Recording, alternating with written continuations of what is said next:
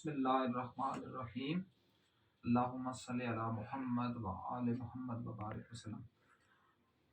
رمضان المبارک کا آخری عشرہ کا آخری دن اپنی اختتام کی طرف روان روان۔ میں صرف ایک بات کے اوپر، چونکہ آج میں جب گھر سے نکلا باہر تو میں نے تمام مارکیٹوں میں اس طرح کا ایجان اور اس طرح کا ہجوم دیکھا، بکھرا ہوا ہجوم، اس کو دیکھ کر بندے کو یہ شرم آ رہی تھی کہ کیا یہ انسان ہے۔ انسان تو چلو کہنے کی بات رہتا، انسان تو چلو ان میں سے میرے سمیت بہت کم ہی جس کو ہم کہہ سکتے ہیں کہ انسان تو وہ اس میں انسانیت کا کچھ نہ کچھ شرف ہو، اس میں انسانیت کی کچھ نہ کچھ رمق باقی ہو، اس میں انسانیت کا کچھ نہ کچھ ذرا ایک ہو۔ ہم تو سارے آدم کی اولاد ہیں نا، ہم تو سارے آدمی ہیں۔ تو لیکن بات جو میں کرنا چاہتا جس سے میرا دل اور دماغ دونوں کسی حد تک مفلوج ہوئے، اور میں تقریباً 1.5 گھنٹہ مسجد میں بیٹھا رہا تو قرآن کی تلاوت کی، اور پھر میں نے کہا میں یکجا کر کے چلو میری آواز کسی تک پہنچتی ہے ان میں سے، چلو ایک آدھ بندہ ہی اگر سیدھا ہو جائے تو یہ میرے توشہ آخر تھا، ورنہ تو ویڈیو بیان یا یوٹیوب چینل کو لانچ کرنا یہ تو کوئی مقصد ہی نہیں ہے۔ مقصد صرف کیا ہے کہ حسین کے مشن کے اوپر چلتے ہوئے کوئی ایک بندہ، لیکن جس طرح حسین کے مشن پر چلنے والا اور تھا، اور بن یزید رہاہی کیا تھا، وہ 2 محرم کو وہی اور لشکر حسین کے اوپر پانی بند کرتا ہے، اور 10 محرم کو وہی اور صرف 9 اور 10 کی ایک رات عاشورہ کی رات گزارنے کے بعد وہی اور علیہ السلام بن جاتا ہے۔ تو اس کا کیا کنسیپٹ تھا، اس کا کیا مقصد تھا؟ اس کا کہنے کا مطلب یہی تھا کہ اور نے اپنی جو تمام صلاحیتیں صرف ایک نقطے کو سمجھنے پہ لگا دی، وہ تھا معرفت، اور نے معرفت حاصل کر لی اور وہ فلاح پا گیا۔ اور بڑے بڑے مفتی، بڑے بڑے مچھندر ٹائپ کے لوگ، بڑے بڑے اہل علم، بڑے بڑے فلسفی پتھیاں سلجھاتے رہے، اور وہ دنیا سے اس طرح چلے گئے جس طرح اندھیری رات کا جس طرح چاند ہوتا ہے نا، جو کچھ لمحے کے لیے آتا ہے اور کچھ لمحوں کے بعد وہ غروب ہو جاتا ہے، تو اسی طرح وہ بھی غروب ہوئی اور آج بھی آسمان کا تابناک ستارہ ہے۔ تو کہنے کی بات میری صرف یہ ہے، پورا رمضان ہم نے گزارا، پورا رمضان لوگوں نے بڑے کام کیے، کسی نے افطار پارٹیاں رکھی۔ میرے جو فیلڈ کے لوگ ہیں، مطلب وکلاء حضرات، انہوں نے لوگوں کا مال پانی چھین کر، ایک نے اپنے گھر میں افطار پارٹی رکھی، دوسرے نے اپنے گھر میں افطار پارٹی رکھی، تیسرے نے اپنے گھر میں افطار پارٹی رکھی۔ کس کو بلایا جی؟ بلایا صرف ان کو جو ان کا اپنے دم چھلے تھے۔ افطار کا مقصد کیا؟ افطار کا مقصد صرف یہ تھا آپ اس بندے کو کھلائیں جس کو وہ نعمتیں ملنے میں رکاوٹ ہے۔ اگر آپ انہی کو بلاتے ہیں اپنے ساتھ کے لوگوں کو، اور ان کو بلا کر افطار پارٹیوں کے نام پر ایک جس کو کیا کہہ سکتے ہیں کہ ایک اللہ کے ساتھ کھلی جنگ کرتے ہیں، تو کیا یہ افطار پارٹی ہیں؟ یہ تو ان پارٹیوں سے بدتر ہیں میرے نزدیک، ان پارٹیوں سے بدتر ہیں، میں پھر کہہ رہا ہوں میرے نزدیک ان پارٹیوں سے بدتر ہیں جو پارٹیاں ڈانس اور مجرے کے نام پر ہوتی ہیں، کیونکہ اس میں آپ کیا کرتے ہیں؟ اس میں تو اللہ کے ساتھ کھلی جنگ کرتے ہیں، آپ ان لوگوں کو بلاتے ہیں جن کے ساتھ آپ کے گیو اینڈ ٹیک ہوتے ہیں۔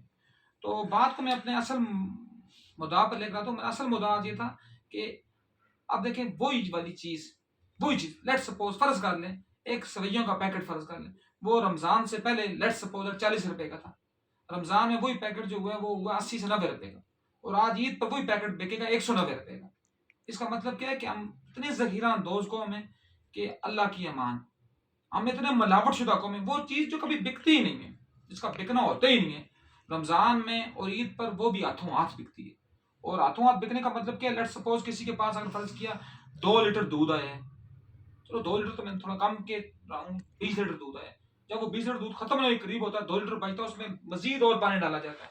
پہلے ہی پانی اس میں تھا، پہلے ہی 20 لیٹر میں کم سے کم 5 لیٹر پانی تھا، لیکن وہ اس کو انہوں نے تازہ دودھ کر کے بیچا۔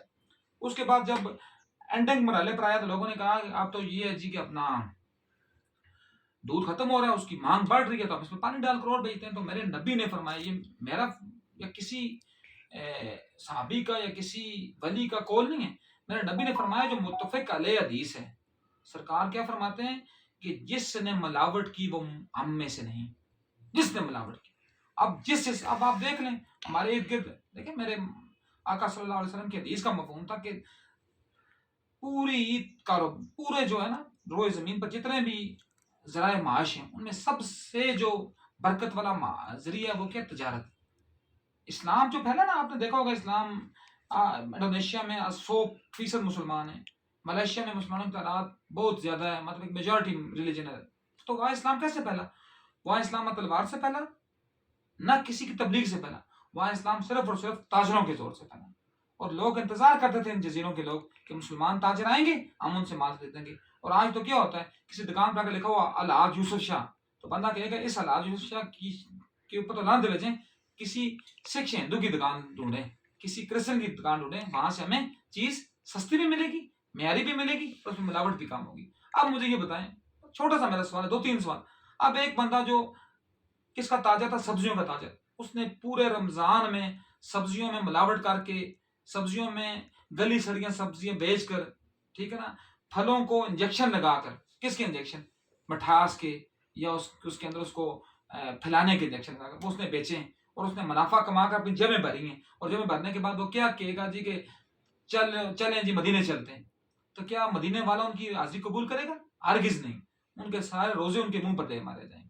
اس کے بعد درزیوں کی حالات دیکھے جائیں، وہی لوگ جو رمضان سے پہلے آپ کی منتیں کرتے ہوتے ہیں کہ کپڑے ہم سے سلوائیں، رمضان میں ان کی آنکھیں آسمان میں پہنچی ہوتی ہیں، اور وہ غریب جو بڑی مشکل سے گزر بسر کر کے اپنے بیٹوں کے لیے، اپنے آل و عیال کے لیے کپڑے خریدتا ہے، کہ کہتا ہے کہ میں سال میں ایک آدھ بار کپڑا ان کو نیا پہنواؤں گا، تو کیا ہوتا ہے جی، وہ جب درزی کے پاس جاتا ہے تو اس کی آنکھیں زمین میں شرم کے مارے گڑ جاتی ہیں۔ وہ کہتا ہے میں کیا کام کروں گا، میں کیسے میں کیسے مزدوری دوں گا؟ تو کہنے کا مطلب کیا ہے کہ یہاں یہ بھی ذخیرہ اندوزی ہے، یہ بھی ملاوٹ ہے۔ ملاوٹ کا مطلب نہیں ہے کہ آپ نے دودھ میں پانی ملا دیا تو آپ کہیں گے ملاوٹ ہے۔ ملاوٹ کا مطلب یہ نہیں ہے جس طرح ہم یہ مسلمان کرتے ہیں، آپ ہلدی میں اینٹیں ڈال دیں، آپ کہیں یہ ملاوٹ ہے۔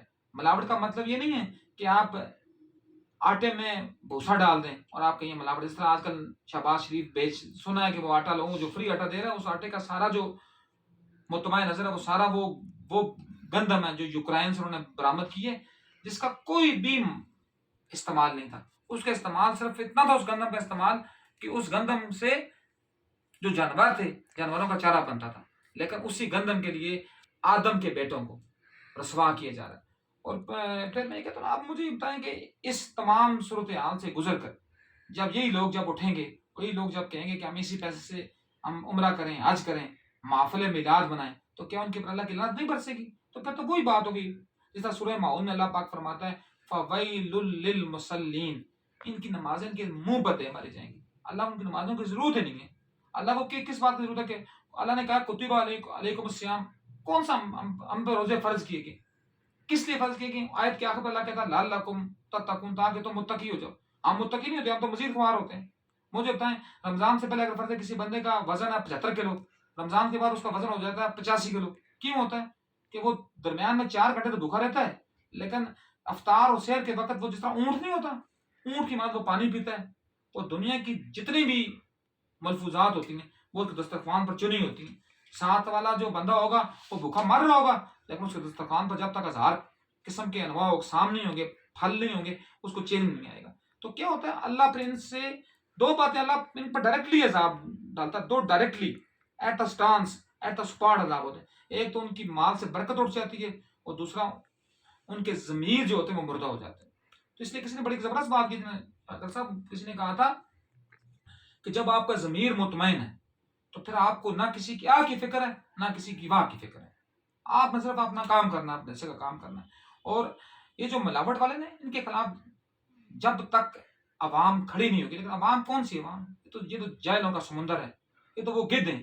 گدھ کی مثال آپ نے بانو قدسی کی ایک مشہور و معروف کتاب راجا گدھ، جو CSS کے سلیبس کا حصہ بھی ہے، اس میں بانو قدسی صاحبہ لیٹ سپوز دیٹ وہ اتنی بک ہے، اس کا تقریباً 30% جو پورشن ہے، 30% حصہ وہ سر گدھ کے بارے میں۔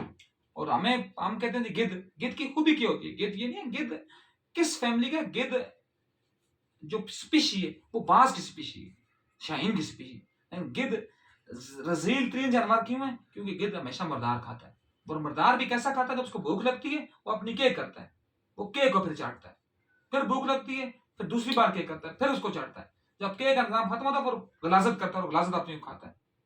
تو اس لیے اللہ جو بیانک قسم کے لوگ ہوتے ہیں، جو مفاد پرست لوگ ہوتے ہیں، جو ذخیرہ اندوز لوگ ہوتے ہیں، جو ملاوٹ کرنے والے لوگ ہوتے ہیں، ان سے اللہ پاک لذت آرام کو چھین لیتا ہے۔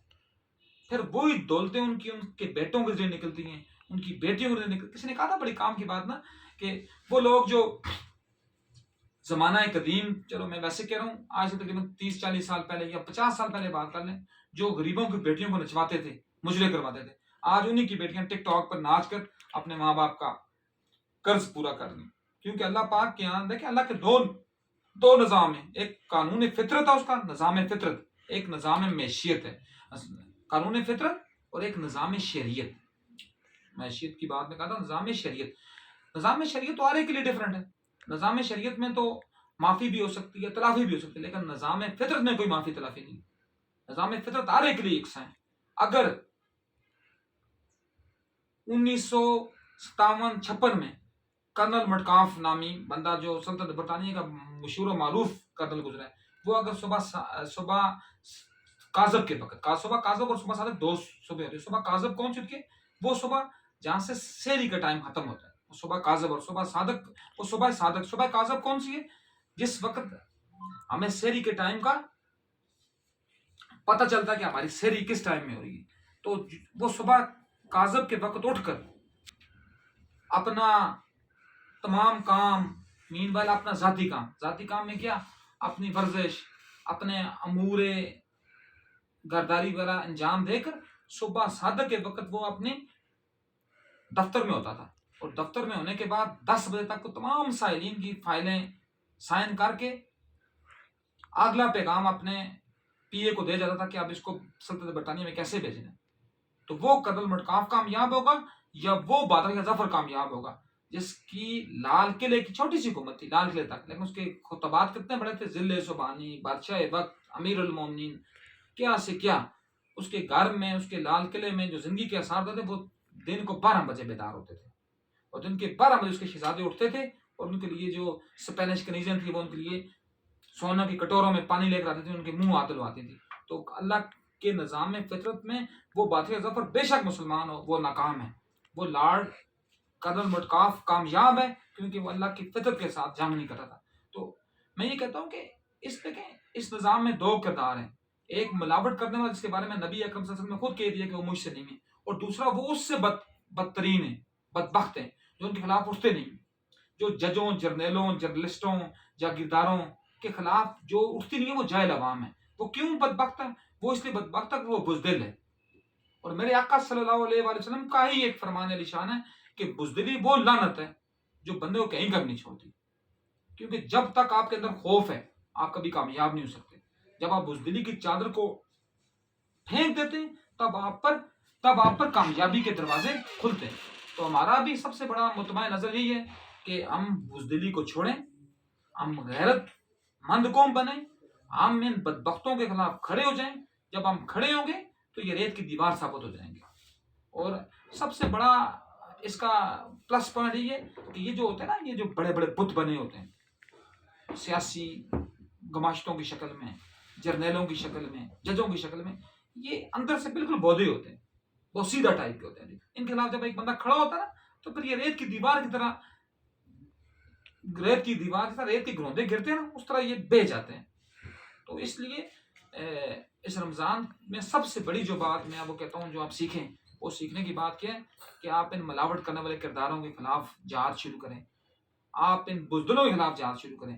تب رمضان کا آپ کو مقصد بھی پورا ہوگا. ورنہ یہ بھوک پیاس کرنا کوئی اس کا مقصد ہی نہیں ہے. کیا فائدہ بھوک پیاس تو وہ لوگ بھی کرتے ہیں جو فرض کیا اللہ نہ کرے خدا کسی کو کینسر ہوتا ہے، تو کینسر کے مریضوں کو بھی کیموفلاج کرنے کے لیے وہ ان کو کیمو تھراپی کرنے کے نام پر وہ ان کو بھوکا رکھتے ہیں، ان کے ڈیڈ سیل. تو ہم تو وہی کر رہے ہیں، ہم اللہ کی رضا تو حاصل نہیں کر رہے. ہمارا آخر پر میں یہ بات کروں گا، اللہ نے 3 قسم کے گروہ بنائے ہیں، 3 قسم کے گروہ. ایک گروہ وہ جنت کا طلبگار ہے، جس کے بارے میں طارق جمیل صاحب جیسے لوگ کہتے ہیں جی کہ حوریں ہوں گی، ان کی سرائی جتنی گردن ہوگی، ان کے کٹورے جیسی آنکھیں ہوں گی. تو وہ ان کے لیے جو شرارتی ٹائپ کے لوگ ہوتے ہیں، ٹھیک ہے، جن کو صرف جنت کی ضرورت ہے، جو صرف جنت کی طلب میں اللہ کی بات کرتے ہیں. یہ عبادت تو نہیں ہے، یہ تو مزدوری ہے. اور دوسرے وہ ہیں، وہ تو پھر میرا کلام طلبگاروں سے زیادہ بہتر ہیں. تو جہنم کی کم از کم جہنم میں خدا کے خوف سے ڈرتے تو نا کہ ہم جہنم میں جائیں گے، ہم جلیں گے وہاں. یہ 2. اور جو تیسرا کردار ہے، وہ کردار جو ہے وہ فلاح یافتہ کردار، وہ تیسرا کردار ہوگا. تیسرا کردار کون سا ہوگا؟ جس کو نہ جہنم کا خوف ہے، نہ جنت کا شوق ہے، جس کو صرف اللہ کے دیدار کی تڑپ ہے. وہ یہ کہتا ہے کہ مجھے معرفت خداوندی حاصل ہو جائے، میں ان خبیثوں کے خلاف جنگ کروں، تو میں اسی الفاظ کے ساتھ بات کو ختم کرتا ہوں کہ خدارا اٹھیں، بزدلی کی چادر کو پھینکیں اور ان سب گماشتوں کے خلاف جہاد کو اپنا اوڑھنا اور بچھونا بنا لیں۔ وما علینا الا البلاغ المبین۔